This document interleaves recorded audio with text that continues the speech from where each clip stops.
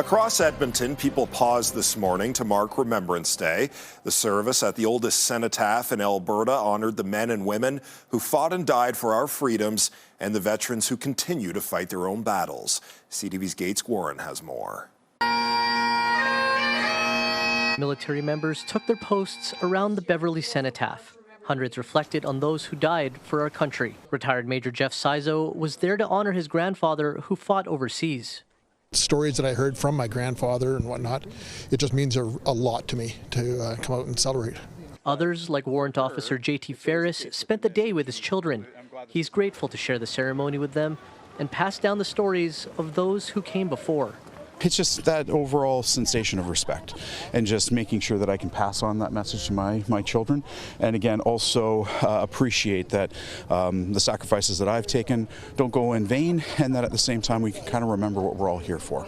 Wreaths were laid at the cenotaph commemorating the 80th anniversary since the end of the Second World War. A speech from Master Corporal Shania Murphy focused on both the ones who've died and the ones who continue to shoulder the tolls of war. Remembrance isn't just about the soldiers who fought long ago. It's about the men and women who continue to carry that legacy in their hearts every single day. It's about the ones fighting the unseen battles, the families who hold them up, and the communities that remind them they're not alone. For Sizo, this and every Remembrance Day marks a chance to make sure no one is ever forgotten. As soon as you stop saying their names, they're forgotten, and we just cannot do that. We have to remember everybody who served. No matter what, peacetime, wartime, it doesn't matter. You have to remember their names. And their memories will continue to live on with the next generation.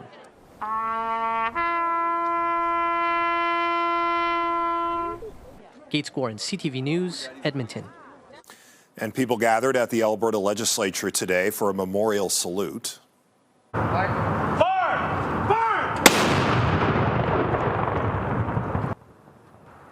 A 21-gun salute followed 2 minutes of silence in honor of fallen soldiers.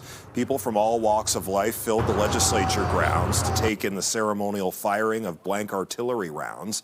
Edmonton is one of 13 places in Canada designated as a saluting station.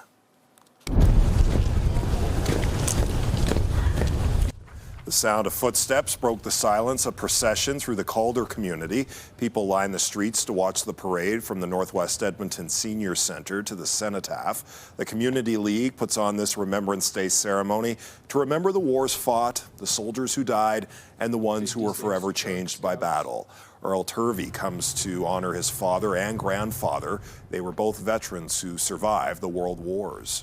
My grandfather, when he passed away, was the oldest surviving member of the 1st Battalion of the PPCLI.